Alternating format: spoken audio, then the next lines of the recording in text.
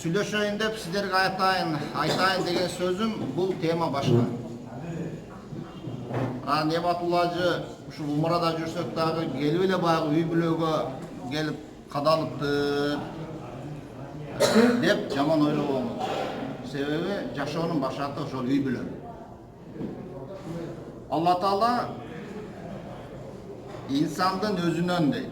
İnsanın özüne maksat Adam aleyhisselam'dın denesinden, müçösünen özüne halal cuktu, hava enevizdi, yaratıp verdi. Hava enevizdi yaratkandan maksat ayal, erkek kılıp, insan dışında kılıp yaratkandan maksat erkekler dağı ayalдар дагы бири-биринен тынчтык, раушан жашоо, жашоонун маңызы, жашоонун негизи эркек менен аялдын бардыгында. Эгерде жер бетинде жалаң эркектер болуп кала турган болсо, анда жашоонун маңызы кетмек. Анда bir поколениядан кийин адам жок болду. Эми тескерисинче жер жүзүндө жалаң аялдар болуп, бир да эркек болбосо, мында дагы жашоонун маңызы болбой калмак. Жашоонун кызыкчылыгы да болмок эмес. Жанагындай бир тынчтык, сакина деп коет. Сакина бул тынчтык. Мына ошол тынчтык да болмок эмес. Эми ошол экөөнүн ортосундагы жашоону Алла Таала Кур'ан-ы Керимде ушундай деп белгилейт. Эркек менен аялды жаратып, алардын ортосуна сүйүү жана махаббатты Алла Таала салып койду дейт. Эгерде алардын ортосуна Алла Таала бул нерсени салбаганда, анда алар бирин-бири урматтап, сыйлап, жана бири-биринин кечирген кемчиликтерин кечире алмак эмес дейт. Кечире алмак эмес. Бул Кур'ан-ы Керимден сөзүн айтып атам сиздерге. Угуп атасыздарбы? Бири-бирин кечире алмак эмес деп Кур'ан-ы Керимде ушундай айтып атат. Эми Бакара сүрөсүндө Бисмиллахир-рахманир-рахим Хунна либасун лакум ва антум либасун лахунна садакаллахул азим. Алла Таала ушундай деди. Алар аялдар, эркектерге айтат да, аялдар силерге либас деген бул кийим сыяктуу. Ал эми эркектер аялдарга, аялдар эркектерге бири-бирине мына ошол кийим, биз кийип турган кийим сыяктуу. Мына ошол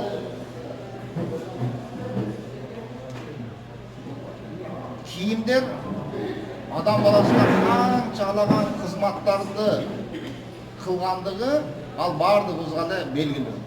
Кур'ан-ы Керимдин тилинде биринчи ошол кийимди кийген инсанга ал кийим ошол инсандын айыбын чалат.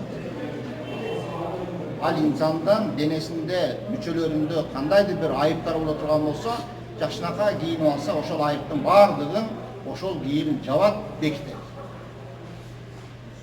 Демек, Кур'ан-ы Керимдин таалиминде, Кур'ан-ы Керимдин инсаниятка берип аткан, аял менен эркекке берип аткан нерсеси ошол кийим адамдын денесиндеги айыптарды кандай жапкан болсо, аял менен эркек ошол кийим сыяктуу бири-биринин айыбын жаба бериш керек.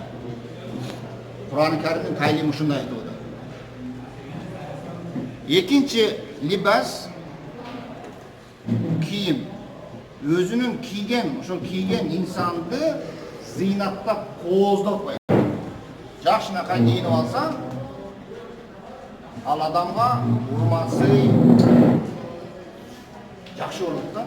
Жакшы кийинип келсе, жакшы урматсый болот. Ошол сыяктуу эле, ошол Кур'ан-ы Керимдин таалиминде айтып атат, ошол кийим инсанга кандай зыйнат кооздук тартуулаган болсо, аял эркекке, эркек аялга ошондой кооздук тартуулашат.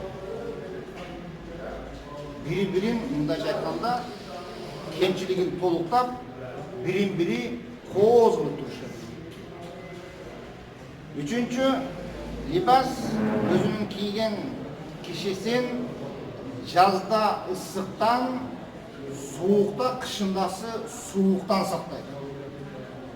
Ал эми Кур'ан-ы Каримдин тайлими менен аял эркектин, эркек аялдын күндүн ысыгы, кыштын суугу эмес, жашоонун ысыгы менен жашоонун суугунан бирин-бири сакташат.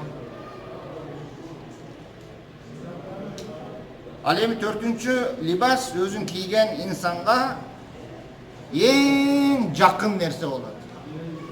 Көйнөктөн башка денеге жакын нерсе жок. Ал ошол кийимдин ортосуна дагы бир пленка же башка нерсе кийип албайбыз. Эң денеге жакын бул кийим болот. Демек, ошол денеге эң жакын кийим болгондон кийин эркек менен аял бири-бирине ошол кийим сыяктуу жакын болуш керек. Мына бул жерде турмушту көргөн, көптөгөн сыноодон өткөн балдарды, кыздарды, жада калса небере менен чеберелерди тарбиялаган инсандар бул жерде отурат. Балага, ата-энеге, бир тууганга, тууган-туттарга караганда келип жакшы эркек менен аялдан жакын эч ким болбой калат. Эң жакын эркек менен аял бири-бирине болгон жакындык. Бешинчи, ошол либас, кийим. Кийген адамды түрдүү жанагындай жамандыктардан жада калса, ошол инсаниятка зыян жеткирүүчү нерселерден жада калса, чаңдан дагы кийим сактайт. Чаңды дагы жугузбайт. Ошол сыяктуу Кур'ан-ы Каримдин таалиминде аял эркекке, эркек аялга чаң жугузбастан бири-бирине кийим сыяктуу калкан болушу. Эми өзүбүздүн ар кимибиз өзүбүздүн жашоону бир көз алдыбызга элестетип көрөлүк. Эгерде Кур'ан-ы Карим аял менен эркекти ошондой кылып жараткан болсо, бүгүнкү факты, бүгүнкү жашообузда биз кантип жашап атабыз? Биз эркегибизге кандай мамиле кылып атабыз? Эркек аялыбызга кандай мамиле кылып атабыз?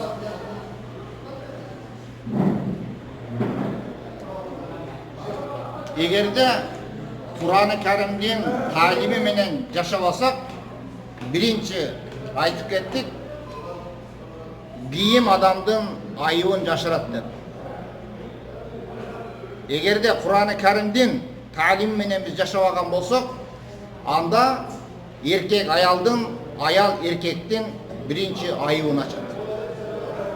Кошунасына айтат, подружкасына, досуна айтат, тигиге айтат, буга айтат, бардык экөөнүн ортосундагы айыпты элге жайып чыгат. Бул Кур'ан-ы Каримдин таалими менен жашабагандык. Экинчи, кийим адамды зыйнаттап, кооздоп турат дейт. Эгерде Кур'ан-ы Каримдин таалими менен жашабасак, аял эркекти, эркек аялды ооздугун кетирет. Биздин тил менен айтканда, бирин-бири ушунчалык күнөйт кылып коет. Андан кийин кийим ысыкта, жайындасы ысыктан, кышындасы сууктан сактаган сыяктуу, эгерде Кур'ан таалими менен жашабаса, анда аял эркектин, эркек аялдын турмуштагы ысык сууктарынан бири-бирин тозо албай калат. Төртүнчү, либас, дене менен көйнөк бири-бирине ушунчалык жакын деп Алла Таала Кур'ан-ы Каримде айтты. эгерде Кур'ан-ы Каримдин таалими менен жашап алсак, анда көйнөк менен дене сыяктуу жакын болбостон булар алыстап кетет. Элестетиңиздер, экөө урушуп атканда пешенелери бири-бирине ушундай тиейин деп болот. Мындай эңкейип алышып, пешенеси бири-бирине тиейин деп үнүнүн болушунча кыйкырып сүйлөйт. Бирок биринин сөзүн бири укпайт. Укпаганын себеби алар жүрөктөр бири-биринен алыстап кеткен. Экөөнүн башы моңдой бири-бирине тиіп, кулактын ушунчалык бакырып атканы, угулбаганы жүрөк алыстап кеткен. Жүрөк алыстап кеткенден кийин кулагынын ичине кирип алып бакырса дагы, анын кулагы эмне болуп укпай калат. Ал эми бешинчиси денеге кийин чаң жугузбай сактайт деди Кур'ан-ы Карим. Ал эми эгерде Кур'ан-ы Каримдин таалими менен жашап алсак,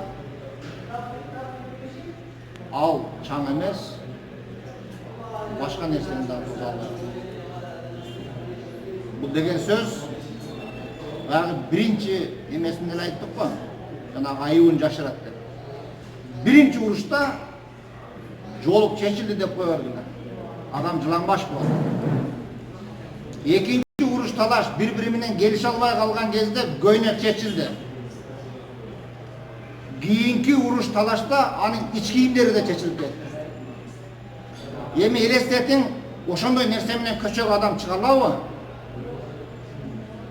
Жып-жылаң ачылып туруп, эркекти да аялды көчөгө бар, ушу боюнча жашай бер, бар, чык. Палан жерге барып кел десе, барып келе алабы? Барбайт. Сен үстүңө 1000 кооз кийим кийин, долларлап кийин, алтындарды тагын, башкаларды кий, шубаларды кий. Бирок сен Кур'ан-ы Каримдин таалими менен жашап алсаң, эркек да аял да жып-жылаң ачсың. Сен абириң кеткен, ызат-сый, урматың кеткен, бириңе болгон жакындык кеткен, бириңе болгон чаңды дагы тоза албай калдың. Курт кумурсканын бардыгы сен үстүңдө, шиленин бүт бардыгы сен үстүңө жабышкан. Мына туугандар, Кур'ан-ы Карим менен биз жашап алсак, биздин жашообуз ушундай образга келет. Ажыга келгендер, умрага келгендер, биздин эң биринчи милдетибиз эртең бул жактан барганда бүгүнкү кылып аткан саждаларыбыз менен, бүгүнкү кылып аткан ибадаттарыбыз менен, бүгүнкү пайгамбарыбыздын баскан издерин басканыбыз менен, сүннөткө амал кылганыбыз менен биздин даражабызды көтөрүп, Алла Таала ыззат-сый, урмат тартуулайт.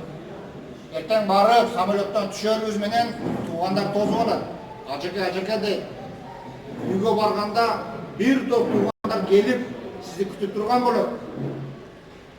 Эбирлери бир топ жерлерге баяндоо салат. Белектерин алып келет, кийимин кийгизет. Сизге болгон урмат-сыйы ашат. Сизге болгон алардын суктануусу ашат. Ой, ушул барып ушундай пайгамбарыбыздын баскан жерлерин, дүйнө жүзүндөгү мусулмандын кыбласын, Байтуллахты айланып келди. Ошол жерди көрдү. Энеден төрөлгөн жаш нарседе күнөөдөн арылды деп ошолар урматтап сыйлайт. Биз ошол урмат-сыйга эгедер болушубуз керек. Пайгамбарыбыз Мухаммад саллаллаху алейхи ва салламдан сахабалар сурашты: "Я Расулуллах, ажы кылган учурда ажылыктын кабыл болбогонун биз билсек болобу?" деди. Ошондо пайгамбарыбыз Мухаммад саллаллаху алейхи ва саллам ушундай деп жооп берди: "Анын кабыл болгонун билсек болот" деди. Анын кабыл болгону ошол адам хажга келе жатканда кандайдыр бир кемчиликтери болгон болсо, хаждан баргандан кийин ошол кемчилигин токтотуп койгон болсо, ошонун ажысы кабыл болду деп эсептелет. Мисал үчүн, бирөө сигарет чегет. Үйдө сигарет чегип жүргөн. Бул жерге келди, бардык амалдарын жасады, сигаретин таштады. Демек бул ибадаты кабыл болду деп эсептелет. Бирок кичине ичет. Майрамдарда айтып болсо, мен жүрөгүм таза, бирок майрамдарда кичине чыгып коём.